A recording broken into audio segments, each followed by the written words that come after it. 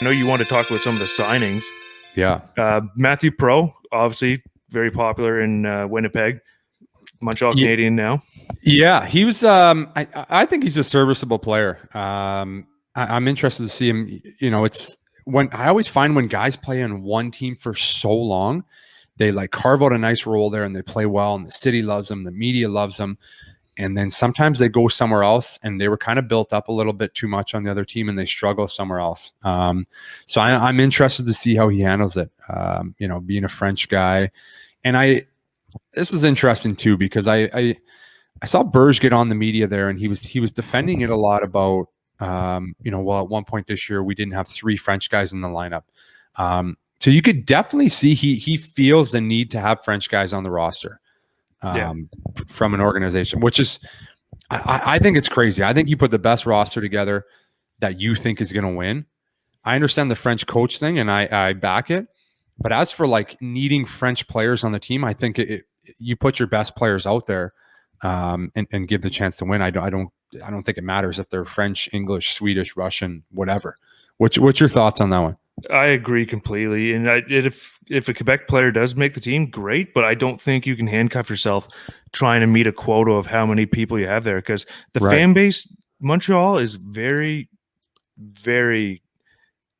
I'll say fickle. That's not the right word, but it's like just win. That's all the fans want.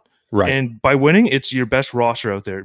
It's nice having like a Drouin and Deneau and stuff for the hometown crowd, whatever. But I mean, essentially, your fan base is a lot bigger than just the city of Montreal. And I think even the fans in Montreal or Quebec just want a winning team, regardless of the language or the nation the guy's from. I agree. And I think, I'm trying to think where he fits in the lineup. I think he's a 4th line guy, probably on this roster. Like I ran down the right side for you. 22 Anderson, Galley, Army, and Army on the right side. Army can play both, and then I don't know why I'm drawing a blank on the left side here, man. I'm so focused on the right wing all the time. Left, you got Drew, who's coming back. There's been reports that he'll be back at camp. He's healthy. Seen a picture of him on Twitter the other day. Looks good. I'm happy to see that he worked through whatever he was dealing with. Beautiful. Who's we got on the left? Toffoli.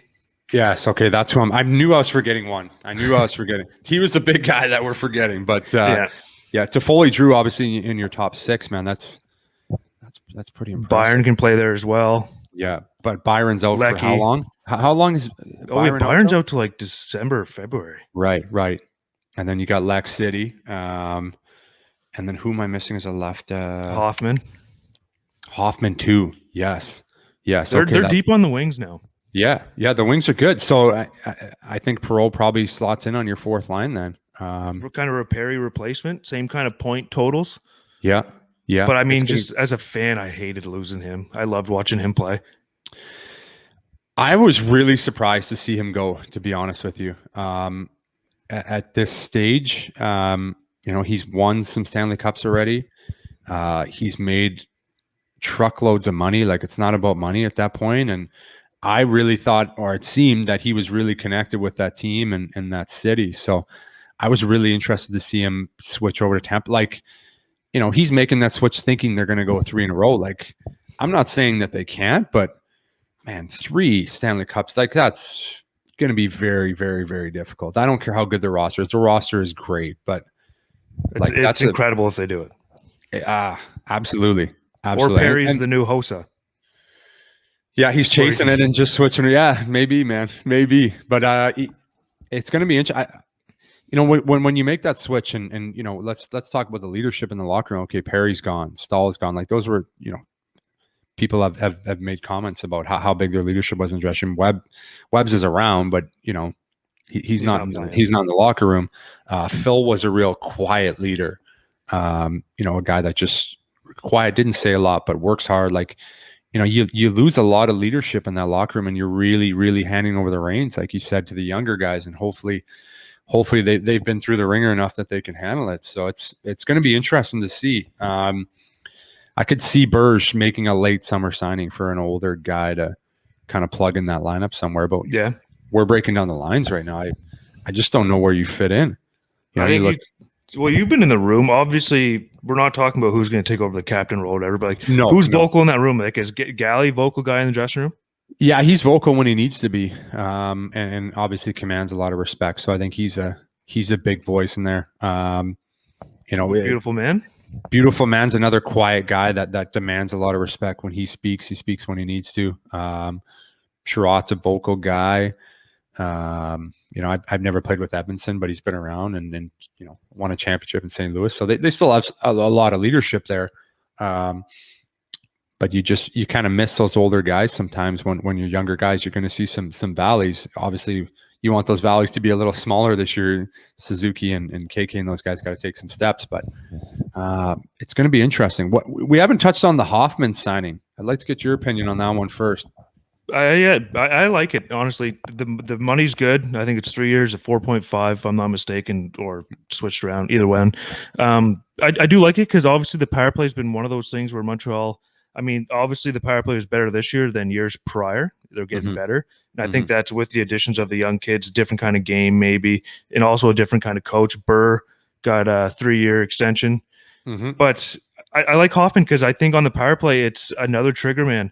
You're going to see now, like I'm assuming he's going to be on a half wall with Susie on the other half wall, PD up top.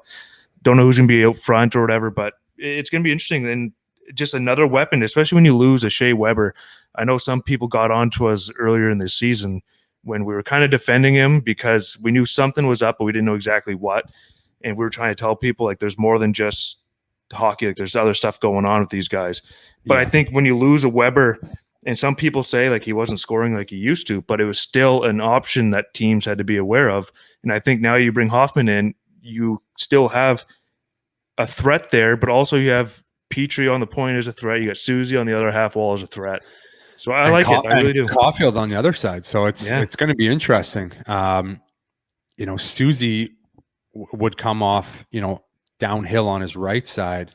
So that's kind of where Hoffman plays. So it's going to be interesting to see who comes up there. And then, like you said, Petey's up top and, Caulfield on the backside half wall. So I think they're going to be pretty fluid. They'd have nice to be to set up the one-timers. It's nice to have some options. You got a lot of options now. And he scores. Like, say what you want about, he's bouncing around a lot and there's some off-ice issues about character. And, you've heard that a lot following him the last couple of years. But he scores.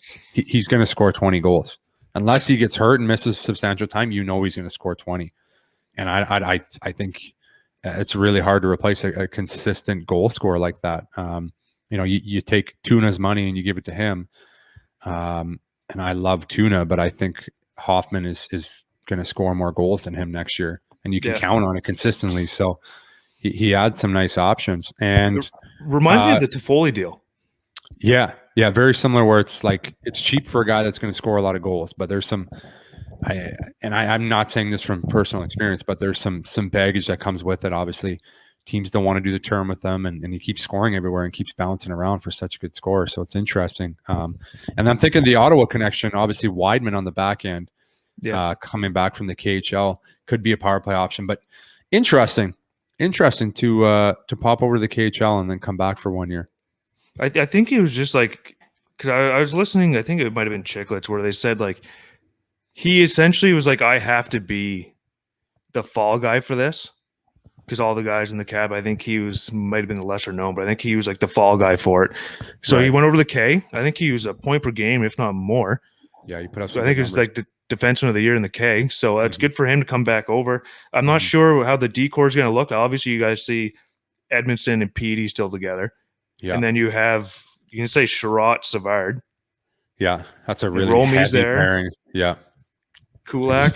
You still have Cooley and that's a decent six. I'm happy with that. The Savard signing was a great signing. Oh yeah, for sure. And he said he took less to come home, essentially. For sure he did. That's a hometown discount. As soon as I saw those numbers of a guy that just won the Stanley Cup and pretty well regarded defenseman, shot blocker, and a French guy to come home, it's that was pretty impressive. But I guess he's probably at the stage of his career, right, where he's like, well, I just won the Stanley Cup, so now I want to play at home and check all the boxes. So we'll take him. We'll gladly take him. For sure. I think him and Sherratt would be hard. That's a hard pairing to play against. Oh, for sure. And it kind of obviously it doesn't fill that Weber role. Yeah, but not physicality. It kind of will. Yeah, I think so. Defensively, for sure. I think it opens the reins a little bit for Benny to get up the ice a little more. Not that he does it a ton, but I think he could take his offense to another level with a guy like Savard backing him up all the time. Yeah, that's a pretty good top four. I think you got to be happy with that top four. I do too, and I think fans got to be a little bit patient because a lot of the fans were kind of upset last year when Edmondson signed for the money, and then I think it was like a month or two into the season, everybody's like, Jesus Christ, that was good.